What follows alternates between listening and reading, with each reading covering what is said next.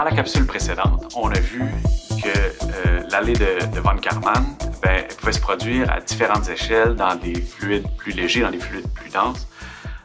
Et donc, ce qu'on va faire dans la présente capsule, c'est l'analyse dimensionnelle de l'allée de von Karman. Donc, prenons notre cylindre ici, un cylindre de diamètre D, sujet à un écoulement uniforme de vitesse U. Et considérons la viscosité cinématique du fluide qui vient frapper notre cylindre. Et donc, on va avoir des lâchers tourbillonnaires dans le sillage.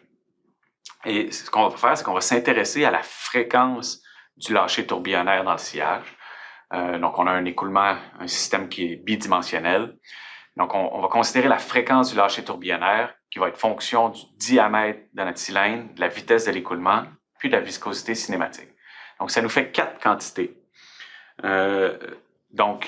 Si on demande à Pi Buckingham combien de nombres adimensionnels est-ce que ça prend, si on a 4 quantités, ça va nous prendre, si vous avez réfléchi puis pensé à un seul nombre adimensionnel, c'est que vous êtes dit qu'on a 3 grandeurs fondamentales. C'est vrai dans la plupart des problèmes en mécanique, mais ici, c'est pas le cas. Ici, on a seulement 2 grandeurs fondamentales. Donc, on a un problème qui est purement cinématique. Donc, on a uniquement des unités de temps et d'espace, donc des mètres et des secondes. On n'a pas d'unité de force ou de masse dans le problème ici. Donc, comme on n'a que 2 grandeurs fondamentales et 4 paramètres, mais ça va nous prendre 2 nombres adimensionnels pour décrire notre problème.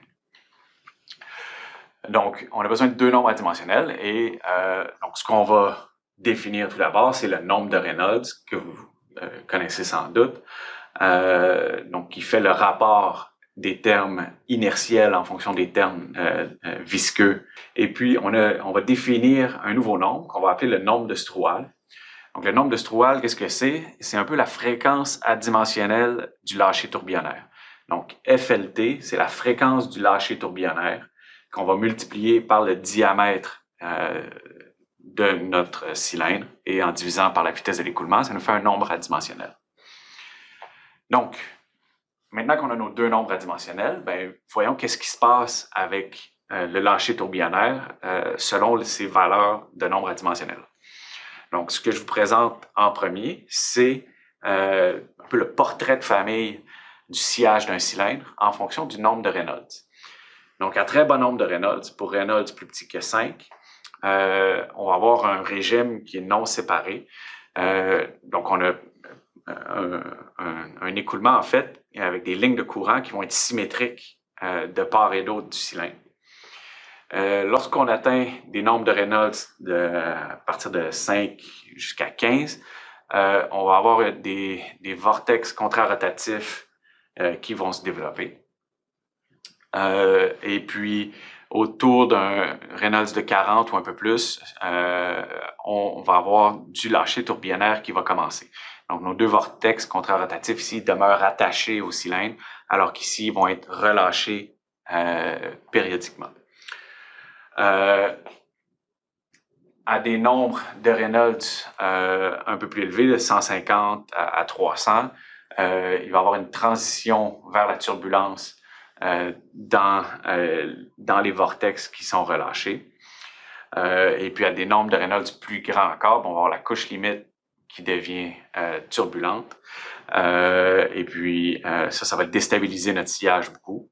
Et puis, à très, très grand nombre de Reynolds, il y a l'allée de von Karman qui va se recréer dans un écoulement qui va être complètement turbulent.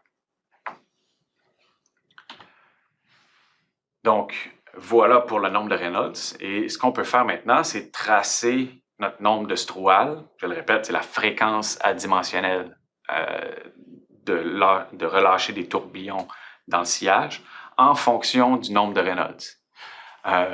Et donc, ce qu'on va voir, en fait, c'est que on a, si, par exemple, on va faire une expérience de pensée, on a un cylindre dans un écoulement, et puis on vient mettre un tube de pitot dans le sillage qui va mesurer la vitesse ponctuelle. Et si on fait une analyse en Fourier de la vitesse qu'on mesure, ce qu'on va voir, c'est que la vitesse elle va osciller avec le passage des tourbillons. Et donc, notre analyse de Fourier devrait nous donner un sommet qui correspond au lâcher tourbillonnaire. Et donc, si on en réexprime cette fréquence-là sous la forme d'un nombre de Strouhal, ben on va voir qu'on a un nombre de Strouhal qui est un peu supérieur à 0.1 et puis qui a des Reynolds d'à peu près 300, vient se stabiliser autour de 0.2. Et sur une large gamme de nombres de Reynolds, notre nombre de Strouhal tourne autour de 0.2. Et puis, ce qu'on voit aussi, c'est que la bande est relativement mince. Donc, notre sommet dans notre analyse de Fourier serait relativement étroit. Par contre, lorsque la couche limite devient turbulente dans le cylindre, à des nombres de Reynolds un peu plus élevés ici, ce qu'on va remarquer, c'est que les tourbillons seront plus relâchés de façon très régulière.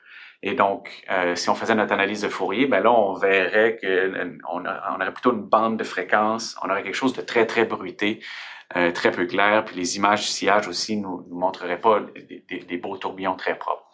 Et puis, si on retourne au très grand nombre de Reynolds, ben là, on a quelque chose de complètement turbulent, de plus homogène, et puis on retrouve une bande plus précise pour notre nombre de Strouhal.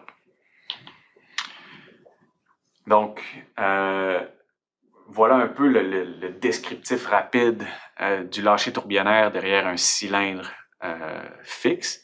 Maintenant, qu'est-ce qui se passe si on change la section de notre objet? Donc, au lieu d'avoir quelque chose de circulaire, on considère une section rectangulaire, une section carrée, une portion de cylindre avec le côté arrondi qui fait face à l'écoulement, avec le côté plat qui fait face à l'écoulement ou notre cylindre. Donc, pour des valeurs de Reynolds assez grandes et correspondantes dans tous ces cas ici, on va avoir des nombres de Strouhal qui varient entre 0.13 et 0.21 pour le cylindre. Donc, on va être à quelque chose du même ordre de grandeur, mais qui varie quand même un peu. Et donc, il y a quand même quelque chose d'intéressant ici, c'est de dire, nous, on a défini notre nombre de Strouhal basé sur la dimension de notre objet, hein, parce que c'est la quantité qu'on connaît. Si on vient prendre un objet puis on le met dans un écoulement, typiquement, c'est facile de venir mesurer la dimension de cet écoulement-là, de cet objet-là. Mais par contre, ce qui va se passer, c'est que différents objets de différentes sections vont générer des sillages différents.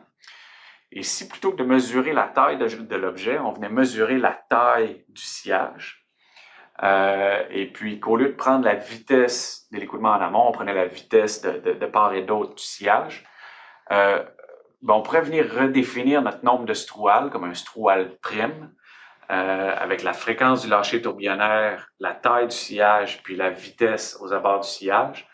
Et puis là, ce qu'on remarque en fait, c'est qu'on va avoir un Strouhal prime qui va être constant pour beaucoup de sections différentes. Donc, le lâcher tourbillonnaire, ce que ça nous démontre, ça ici, c'est que c'est vraiment une instabilité de sillage. Donc, la forme de la section elle-même n'est pas si importante. Tant qu'on a un objet, on a quelque chose qui bloque l'écoulement puis qui génère un sillage, on va avoir les ingrédients nécessaires pour générer une instabilité hydrodynamique et créer un lâcher tourbillonnaire avec un Strouhal prime d'à peu près 0.16. Donc, jusqu'ici, on a considéré l'écoulement dans le sillage d'un objet. Donc, c'était ce qu'on a appelé l'allée de von Karman. Maintenant, ce qu'on va faire, c'est qu'on va venir libérer notre objet puis on va lui permettre de vibrer. On va faire ça dans la prochaine capsule.